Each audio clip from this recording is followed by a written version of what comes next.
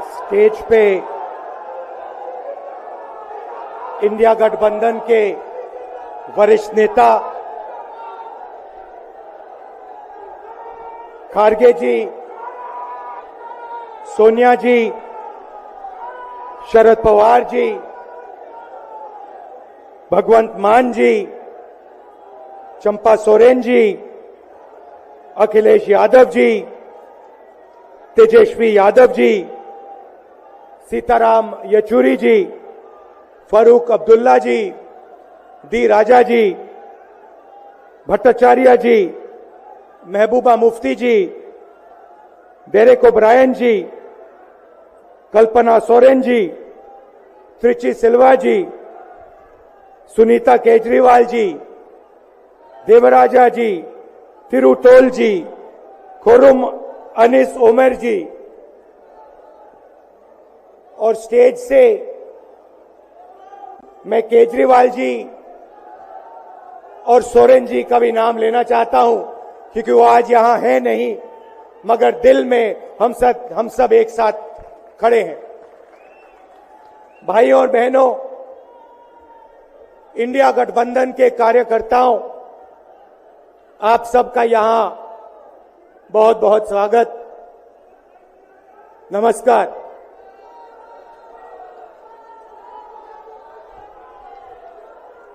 आजकल आईपीएल के मैच चल रहे हैं, देखते हो आप लोग। मैच फिक्सिंग शब्द सुना है आपने? सुना है? जब बेईमानी से एम्पायर पर दबाव डालकर प्लेयर को खरीदकर कैप्टन को डराकर मैच जीता जाता है। क्रिकेट में उसको मैच फिक्सिंग कहा जाता है। हमारे सामने लोकसभा का चुनाव है। अंपायर किसने चुने? नरेंद्र मोदी ने। हमारी टीम में से मैच शुरू होने से पहले 2 खिलाड़ियों को अरेस्ट करके अंदर कर दिया। तो भाइयों और बहनों, ये जो चुनाव हो रहा है, नरेंद्र मोदी जी इस चुनाव में मैच फिक्सिंग करने की कोशिश कर रहे हैं। ये जो उनका 400 सीट का नारा है, ये बिना ईवीएम के, बिना मैच फिक्सिंग के, बिना सोशल मीडिया और प्रेस पर दबाव डालकर खरीदकर, ये 180 पार नहीं होने जा रहा है। सब मिलाकर आप देखिए, कांग्रेस पार्टी विपक्ष की सबसे बड़ी पार्टी है। हमारे सारे के सारे बैंक अकाउंट बंद कर दिए गए हैं। चुनाव के बीच में देश की सबसे बड़ी ऑपोजिशन की पार्टी के सारे अकाउंट बंद कर दिए। हमें कैंपेन चलाना है, हमें लोगों को प्रदेशों में भेजना है, पोस्टर लगवाने हैं। सारा का सारा जो हमारे रिसोर्सेज हैं, बैंक अकाउंट बंद कर दिए गए हैं। तो ये कैसा चुनाव हो रहा है? नेताओं को धमकाया जाता है, पैसे देकर सरकारों को गिराया जाता है, नेताओं को जेल में डाला जाता है। केजरीवाल जी को, सोरेन जी को ये पूरी की पूरी मैच फिक्सिंग करने की कोशिश की जा रही है। और ये मैच फिक्सिंग सिर्फ नरेंद्र मोदी नहीं कर रहे हैं। ये मैच फिक्सिंग नरेंद्र मोदी और हिंदुस्तान के 3-4 सबसे बड़े अरबपति मिलकर कर रहे हैं। यह सच्चाई है। और यह मैच फिक्सिंग क्यों हो रही है? भाइयों और बहनों, इसका सिर्फ एक लक्ष्य है कि हिंदुस्तान का संविधान, जिसने इस देश के गरीब लोगों को भविष्य दिया, सपने देखने का हक दिया, उस संविधान को हिंदुस्तान के गरीब जनता से के हाथ से छीनने के लिए यह मैच फिक्सिंग की जा रही है। और मैं आपको बताना चाहता हूं कि जिस दिन यह संविधान खत्म हो गया, उस दिन यह हिंदुस्तान नहीं बचेगा। इसको पुलिस से, धमकी से नहीं चलाया जा सकता है। यह जो संविधान है, हिंदुस्तान की जनता की आवाज है, हिंदुस्तान के दिल की धड़कन है। इसको जिस दिन खत्म कर दिया गया, उस दिन यहां पे हिंदुस्तान नहीं बचेगा। अलग अलग स्टेट हो जाएंगे, हिंदुस्तान नहीं बचेगा। यही इनका लक्ष्य है। ये सोचते हैं कि संविधान के बिना धमकाकर, डराकर police, CBI, ED, income tax department के साथ देश चलाया जा सकता है। ये सोचते हैं मीडिया के बिना देश चलाया जा सकता है। आप मीडिया को खरीद सकते हो, आप मीडिया को दबा सकते हो, आप मीडिया के रिपोर्टर्स का मुंह बंद कर सकते हो, मगर आप हिंदुस्तान की आवाज को नहीं दबा सकते हो। इस आवाज को कोई नहीं दबा सकता। दुनिया में कोई ताकत नहीं है जो इस आवाज को दबा सकती है। भाइयों और बहनों, बीजेपी के एमपी ने कहा कि जैसे ही हम चुनाव जीतेंगे, मैच फिक्स करके 400 सीटें जीतेंगे, वैसे ही हम संविधान को बदल देंगे, संविधान को रद्द कर देंगे। ये ऐसे ही नहीं बोला गया। ये टेस्ट करने के लिए, आइडिया टेस्ट करने के लिए बीजेपी के एमपी ने बोला है।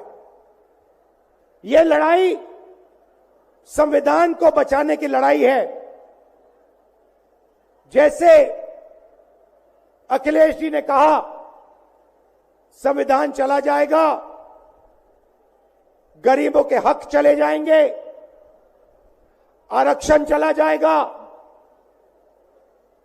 और जो आपका धन है, गरीबों का धन है, किसानों का धन है, मजदूरों का धन है, वो 5-6 लोगों के हाथ में चला जाएगा। नोटबंदी की, जीएसटी लागू किया।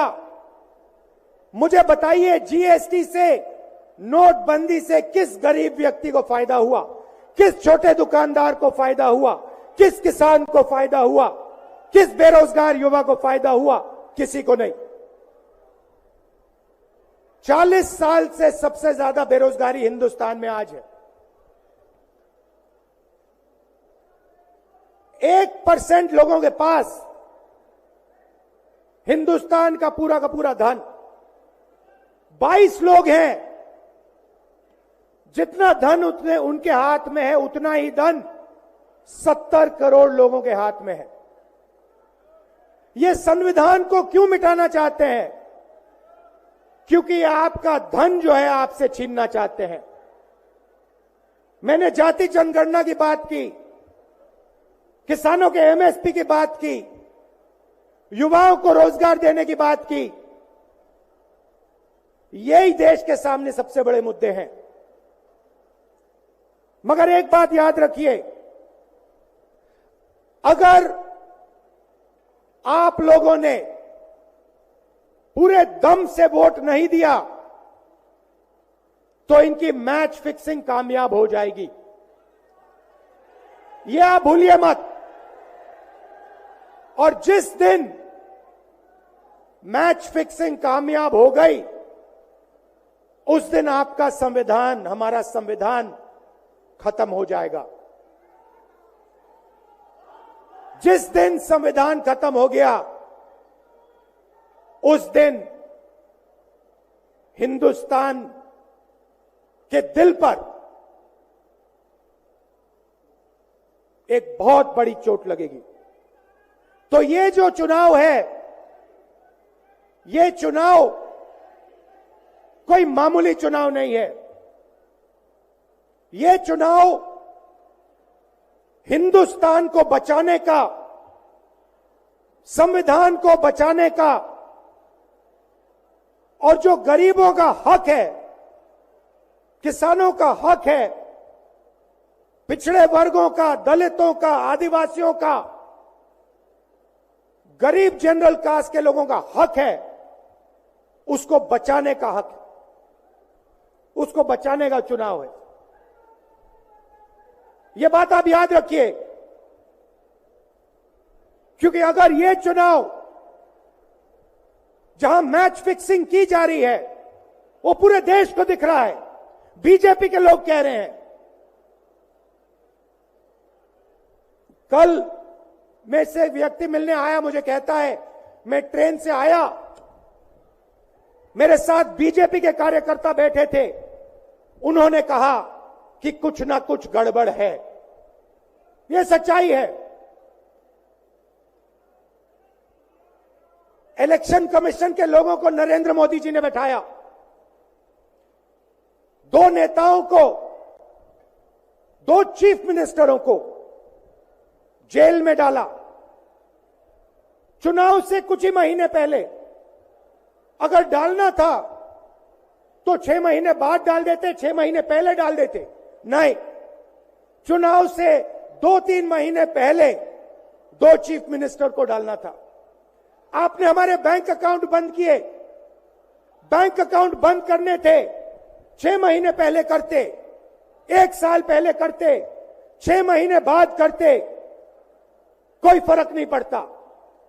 आप चाहते हो कि विपक्ष चुनाव ना लड़ पाए, और इसीलिए आपने कांग्रेस पार्टी के बैंक अकाउंट रद्द किए, आपने इलेक्शन कमीशन में अपने लोग बैठाए, आप जुडिशरी पे दबाव डाल रहे हो, क्योंकि आप चाहते हो कि मैच फिक्स हो, संविधान रद्द किया जाए और आप सत्ता में रहो। मगर भाइयों और बहनों, मैं सच बोलता हूं, और मेरी बात आप अच्छी तरह सुन लो। अगर हिंदुस्तान में मैच फिक्सिंग का चुनाव बीजेपी जीते और उसके बाद संविधान को उन्होंने बदला, तो इस पूरे देश में आग लगने जा रही है।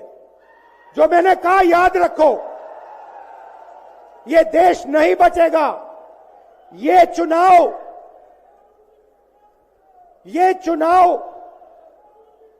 वोट वाला चुनाव नहीं है। ये चुनाव हिंदुस्तान को बचाने वाला चुनाव है, संविधान की रक्षा वाला चुनाव है। धन्यवाद। जय हिंद।